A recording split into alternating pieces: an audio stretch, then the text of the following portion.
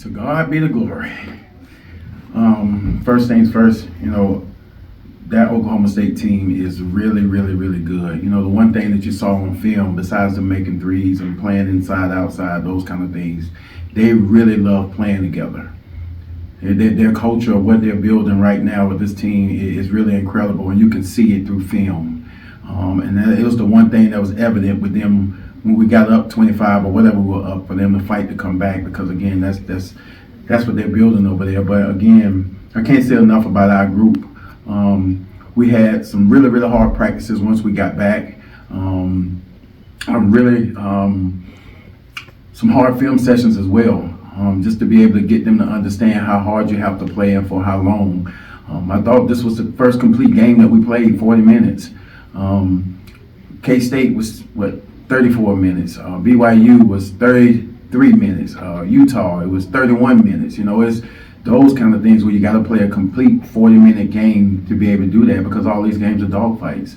But I can't say enough about each and every one of them, from Kiki to Layla to Gigi to Aaliyah to Peyton. All of them came in and they played and they did exactly what we need to do, especially with us getting beat on the board so bad. And they came back and really took care of that, and I think we out-rebounded them tonight.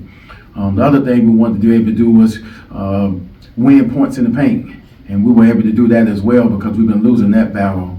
But I'm really proud of them and the resilience of our team, and just looking forward to practice tomorrow. You say it was a complete game, but that fourth quarter got kind of hairy there. So what went right the first 3 quarters and then not right in the fourth quarter? Well, I think the first 3 quarters, they wasn't pressing. That's the first thing. And once they started pressing, the one thing about us is we've been working on execution, getting it over and executing those kind of things. And so now in press situations, you have to be a little helter-skelter.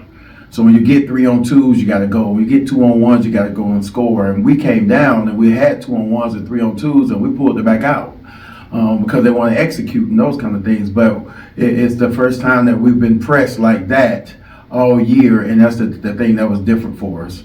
We hadn't seen that. But yeah, it got really, really hairy right then and there. The one thing I wanted to make sure I do is just hold on to the timeouts.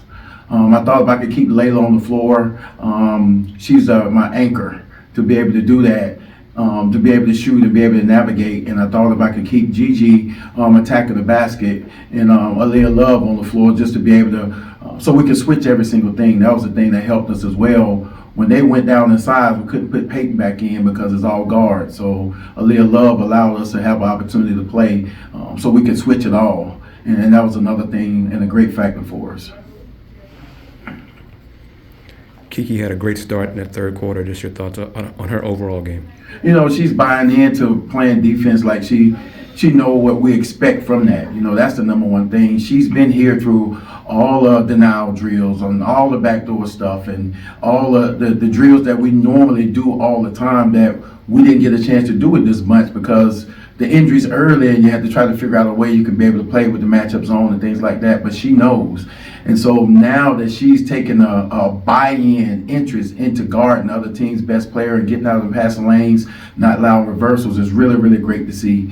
And then, like I told her, once you get those layups like Cam and Bria used to get last year, it'll get you going, and that's what got her going. And now she's making threes and things like that. And we just hope that she can stay consistent for us.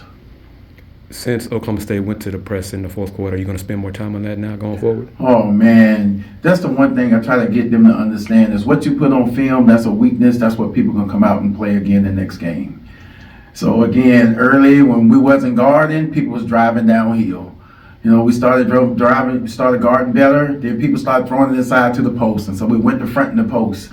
And so now everybody going to see how our press breaker, it wasn't what we need to be, and now everybody gonna try to press us now. So again, it's something we got to work on for the next couple of days before we get to Baylor. What was the key defensively in limiting their 3-point shots, making 3-point shots? Running them off the line. I told them they can have 5 back doors. They can have the back doors. That's 2, but we're not giving them those threes. That team make almost 10 threes a game, and they are really, really good. And y'all saw that tonight. That's the one thing about them. So we wanted to be up and run them off the line and make them drivers. They can have back doors, let them go back door, but the thing about them, they didn't want to go back door. They want to be around there to get those threes and be able to drive it and things like that. And that was the key for us. Would you say that's why you held them to 28 points at halftime, the main reason running them off the three-point line? Exactly. And then we disrupted their flow for what they want to do. The one thing they wanted to do is ball screen. They wanted to get advantage having two on the ball. But again, we was helping them so much that they was able to get the throwback. But we was charging out at them that it was going to head fake and then have us run by them. But then the next person was coming and they made one or two here and there. But for the consistent part, we ran them off the line, and that's the thing that they want. The other thing they wanted was to be able to come off those ball screens and reverse the ball to the other side of the floor, and that's where Kiki started getting those tips, and then Leilani and that kind of stuff, so they could reverse it. We want to keep them on one side of the floor. That worked out really well for us, and we overhelped sometime, but I'm glad we didn't just started giving up layups and things like that. So again, they could throw it back because we were ready to get out there and defend the three-point shot. What was your key offensively getting up to a 26-point lead in that third quarter? We wanted to execute. We wanted to come down and make sure we get a shot. We call it gas. Get a shot. Get a shot. Do not turn the ball over. Whatever we ran, we wanted to be able to stay down there and be able to share the basketball. This is the most assists we've had all year, 19. And I hope that they continue to understand that each and every person, we got to have 4 in double figures. In order for that to happen, you have to share the basketball. And so that's the thing that was different for us. We shared the basketball and people made shots. We got up a lot of shots in practice over the last couple of days, and they got some individuals as well. And we're going to continue to do that. But the thing is, you have to be locked in and focused to be able to take care of business like that. Because again, that's just the highest we shot all year, 52%. Again, we don't want to get in battles where we got to match field goal percentage with field goal percentage from the other team. We want to let our defense dictate that so we can be able to hold them, and then let our offense be able to help us on that end.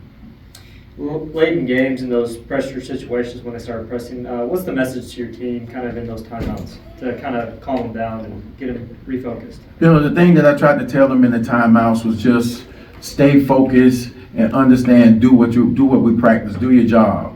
We wanted to get it to our guard, Gigi, and then we had Aaliyah in the middle, and we had Layla as a reversal person. The thing we started not doing is started trying to not step through the trap and throw it back, or either look to the middle. We kept throwing it back to the inbound every single time instead of looking up the floor because it was coming on us so hard. The thing that we forgot to do, once you invite the pressure, you got room on the sideline. Gigi could have dribbled up the sideline, but she was turning the other way, melting to the pressure. And so we wanted to be able to get them to understand exactly what they were doing. We also wanted to stack in the middle and be able to pop out, be able to have them figure out where we were going so we can be able to get the ball. Again, we got 3 or 4 press breakers in. We went over 1 or 2 today, which y'all saw, because they do 2 different press. They do a diamond press and a 2-2-1, so we prepared for both of those. But we didn't do it with a whole lot of press breakers because we got 3 or 4. Because this one's been working for us. But again, and hats off to them. They put all the guards and they stayed aggressive and came after us. The thing that I didn't anticipate was them, once the ball got in or they got the steal, driving it downhill and getting us in foul trouble. We stopped guarding. And usually when we stop guarding, our shots will start to fall on the other end. But tonight we didn't do that. We fouled, we got back in, we stayed on the attack, and we scored. We want to always let our defense dictate our offense. Stay aggressive and doing what we need to do defensively so we can stay aggressive offensively, and shots will fall for us. Thanks, Coach. Thank you. That's good.